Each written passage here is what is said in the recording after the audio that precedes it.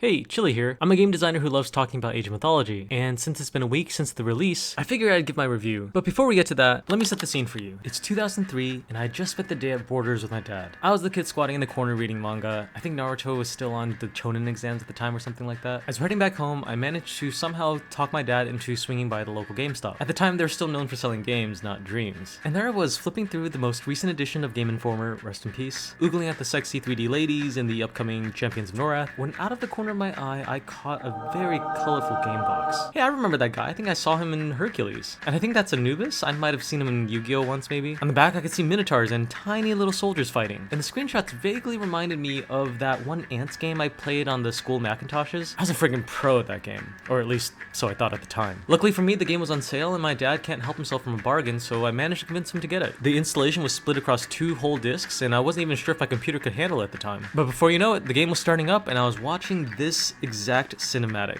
and my little heart was palpitating.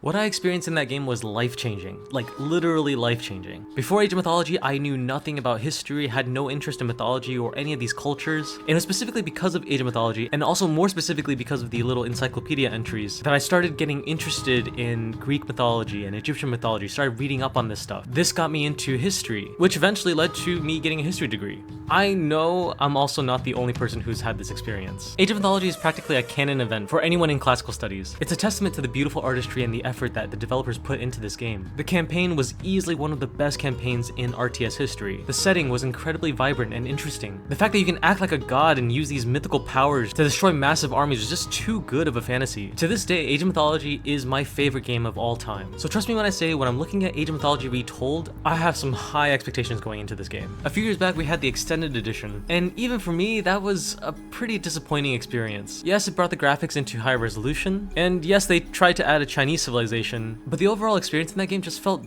dated. While it technically was the game that I remember growing up with, it really didn't capture the same vibe. That's why I'm so happy to say that with Age of Mythology Retold, we actually have something special on our hands again. And the reviews are pretty much unanimous. This is possibly one of the best remakes in RTS history. If you played this game as a kid and you're on the fence about getting back into it, or if you're someone that's completely new to the genre, in this video I'll be walking through all the reasons why you should be as excited about Age of Mythology Retold as I am, and why it's absolutely worth checking out. But before we launch into everything, I just want to say, if you enjoyed this video, please leave a like and consider subscribing if you want to see more content like this. Alright, and without further ado, let's get into it.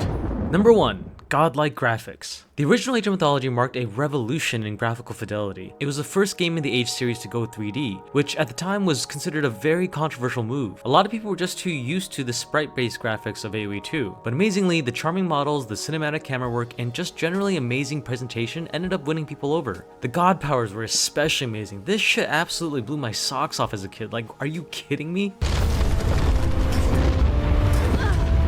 The move to 3D ended up being so successful that they ended up using a modified version of the same engine for AoE 3. And hey, at the time, AoE 3 was easily one of the prettiest RTSs ever made. More recently, however, it's definitely started to show its age. The extended edition for Age of Mythology was also made in this engine, and even though it's objectively an improvement graphically, it just really didn't quite look as good as I remembered. So when it was announced that Retold was going to be created using this very same engine, I honestly didn't know how I felt at first. But man, did the devs really knock it out of the park with this one. Retold, I can genuinely say, looks gorgeous. It somehow managed to capture exactly how I remember the game should look, even with my nostalgia goggles on. The colors pop, the effects are vibrant, and the models are incredibly detailed. Just look at this Medusa. Every single snake on her hair is individually animated. And each unit now has multiple layers of armor upgrades, which updates as you research additional technologies in the blacksmith. This just shows an incredible attention to detail. There's even stuff that most people wouldn't even notice. Like they animated the Egyptian spearman's ponytail, but this thing's disappearing literally one upgrade later. Like who's even gonna notice this? What? Yo, the spearman's got like a ponytail that like bounces around as he moves. That's so cool. Perfectly paired with the enhanced graphics is a new camera system that allows you to zoom in way closer than ever before, allowing you to see all those tiny little details. You can also zoom out way farther than before as well if you want to take a look at a larger portion of the battle map. This is a super welcome change, and I honestly wish that we had this in AoE 4 as well. The only issue I've seen presentation wise is the god portraits. There was quite a bit of controversy when they first came out. A lot of folks definitely had issues with what looked like AI art.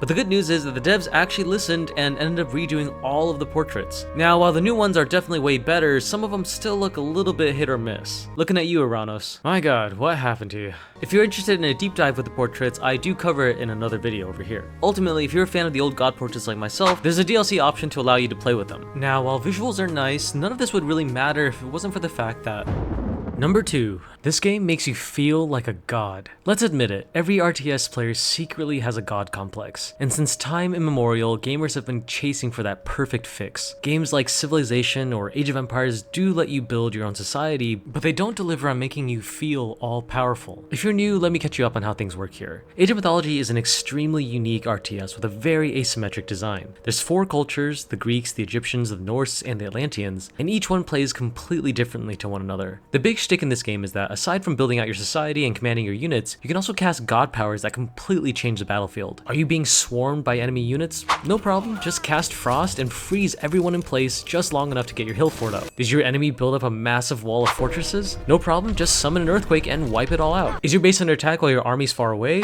No problem, just summon a motherfucking dragon and have him deal with it. God powers add a really fun extra layer of strategic depth to this game, and you really do feel like a god when you're casting these abilities. The other unique aspect of Age of Mythology is myth units. These are the monsters of yore that you grew up hearing about. Things like Cyclopses and mummies and Groot. Myth units are much stronger than your average unit, and they each have a completely unique ability. Phoenixes breathe fire down on their foes, Anubites leap into battle, and Frost Giants turn an enemy unit into a popsicle. The downside is that myth units are quite expensive, so it's pretty hard to master them until late game. But speaking of late game, once you do get there, there's an entirely different thing to consider here.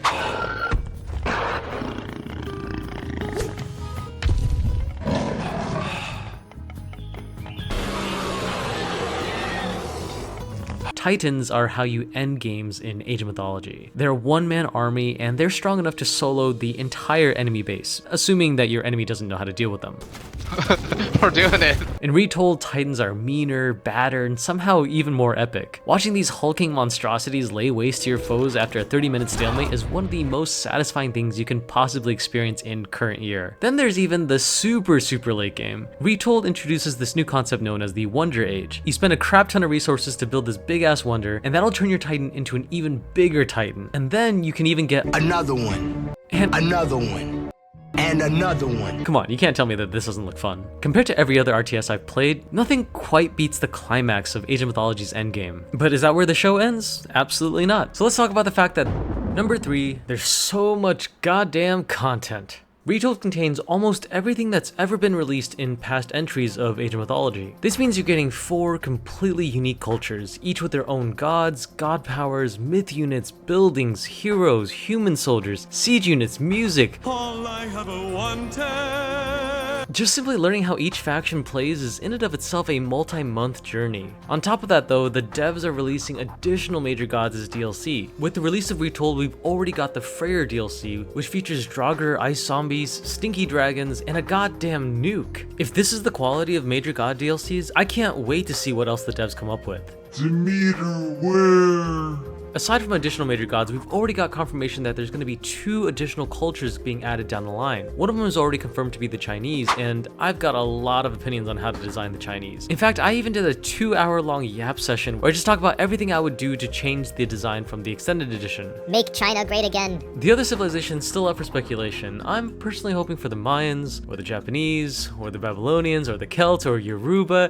God damn it, I want it all. And by the way, let's not get it twisted. Retold is not simply an HD remaster. In many ways, this is a completely new experience. Every single unit and ability in the game has been reworked and rebalanced to create a totally fresh competitive scene. The major gods now all have much more distinct bonuses that make them feel like truly independent factions. God powers can now be cast multiple times if you spend favor, and favor itself is no longer capped at 100. Technologies that you can research from minor gods actually do something now. They actually meaningfully change the way that your units work in a way that makes you strategize completely differently. If you have friends, multiplayer is going to be a friggin' blast. Whether you're doing a comp stomp against overwhelming odds, playing against other teams from around the world, or even doing custom scenarios that other players have made. I used to play so much Helm's Deep as a kid. I can't wait for someone to make that map again. I could do that. Alternatively, if you're like me and you don't have any friends, you can still do ranked solos to get on the competitive ladder, or you can play skirmishes against bots where you can run cheats like a motherfucker, or you can do the campaign. At launch, this game features all 32 levels from the original Fall of the Trident campaign, all recreated for a more modern experience. On top of that, you get the 12 stages from the Titans expansion campaign.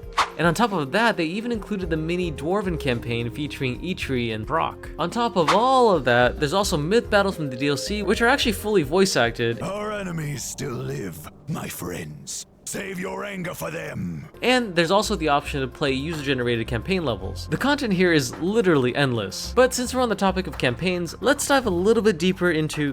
Number 4, the campaign is god tier. The original Age of Mythology was the first game in the Age series to create a story-based campaign centered around a consistent cast of characters. The story follows Arkantos, a brave admiral of Atlantis. This was prior to the Atlanteans being turned into their own civilization, so they just kind of look like Greeks. Arkantos is a little past his prime, but he's well respected and a natural-born leader. And they gave him the classic forced to come out of retirement for one last mission kind of thing. The story's a lot of cliches put together, but it actually works pretty well, I think, especially at the time. You can tell that this game doesn't take itself too seriously. There are heavy moments, sure, but for the most part, the campaign is a bit of a romp. You may feel less like fighting after I pull off your head. I love that they started the campaign in Atlantis. I mean, everyone's heard of Atlantis. And then in the first act, they moved on to the Trojan War, probably the most well-known mythological setting at the time, at least in the West. This helps anchor the story in real myths that the players probably heard of, which definitely got at least kid me motivated to finish the game. As Arkantos continues his journey, he travels to new lands, collects new friends and new castmates, and learns about the dastardly machinations of the evil titan Kronos and his servant Gargarensis. The whole thing has this campy, charming Disney movie vibe to it, and it was fun as hell to play. For me, no subsequent Age of Empires game has ever come close to the quality of the original campaign, and I'd even argue that to this day, very few RTS campaigns can match Age of Mythology. As you can imagine, these are pretty big shoes for Retold to fill. So when Retold first came out with their closed beta, a lot of folks had the same reaction I did. What is this voice acting? Troops we send now will be lucky to arrive before the fight is over. Even if they do, their only task will be to show the banner of Atlantis, not the task for an admiral. They went with this fake-sounding pseudo-Greek accent instead of just keeping it classic, and added things like dialogue face cards that just felt a little bit off. If you're interested, I go into more detail in this video here. I'm happy to say, however, that the devs clearly heard us on this. In the released version of Retold, they redid a ton of voice acting, and even brought back Daniel Reardon, Arkantos' original voice actor. Today, Atlantis' enemies live only in my dreams. I face feeble pirates now. They actually went through and redid all of Arkantos' lines, and the fact that they were able to achieve this within just a month is crazy. And if you don't like the face cards, they even added a setting that allows you to turn them off. For more in-depth coverage of all the improvements, I go into it in another video over here. For me, even with the new improvements, nothing quite beats the quality of the original voice actors, so luckily we already have a bevy of mods that allow you to just use the original voice lines if you want. That looked like Theris. It has been a long time since you sent him to the underworld, Arkantos. Fighting old battles again? Damn, you guys got that out fast. Go modders. Overall, Retold's campaign is an amazingly close attempt at capturing the magic of the original. Playing through it has triggered all kinds of crazy nostalgic flashbacks for me, and I'm personally having a blast. This is the perfect place to start for people who haven't touched RTS in a decade or are even new to the genre as a whole. Which brings me to my next point.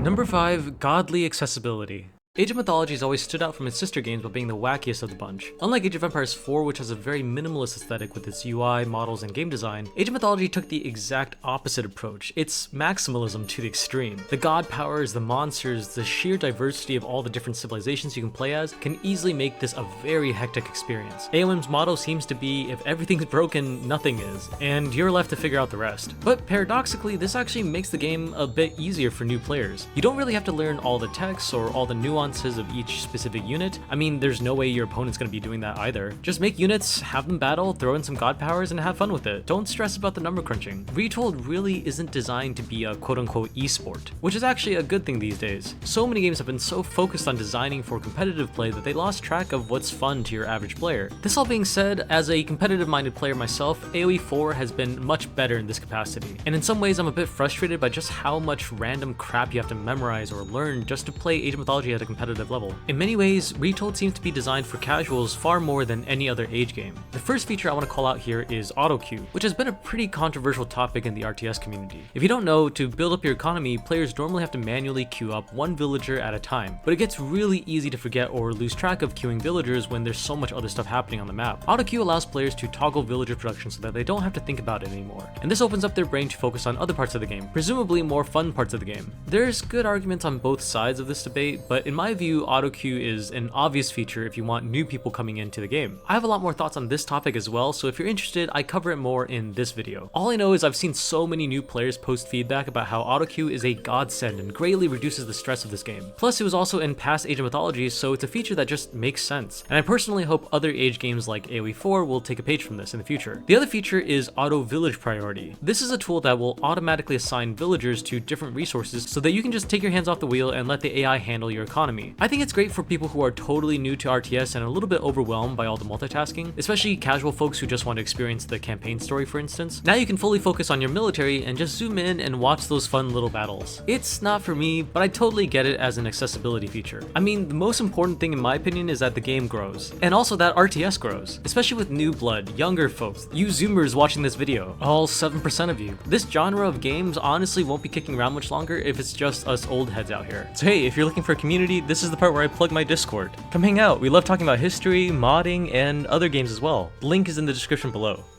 Alright, those are my top 5 reasons why Age of Mythology Retold is so damn good. To quickly recap, it looks better than ever before. The game perfectly massages your god complex. It's got a crap ton of content to last years. It still has one of the strongest single player campaigns in all of RTS. And it's extremely accessible, making this the perfect time for new players to jump in. But these are just my opinions. What do you guys think? Whether you're a fan of Age of Mythology or you're not sure about jumping in yet, I want to hear your thoughts in the comments below. And again, if you enjoyed watching this video, consider liking the video and subscribing if you want to see more content like this. Ultimately, what's going to make Retold succeed is you guys, the players, and the overall community. And from what I've seen so far, from all the modders, all the scenario editors, all the content creators and streamers, the burgeoning competitive scene, as well as those juicy Reddit memes, I have a feeling that Retold's future is going to be pretty bright. For now, that's all from me. Stay frosty, stay chilly.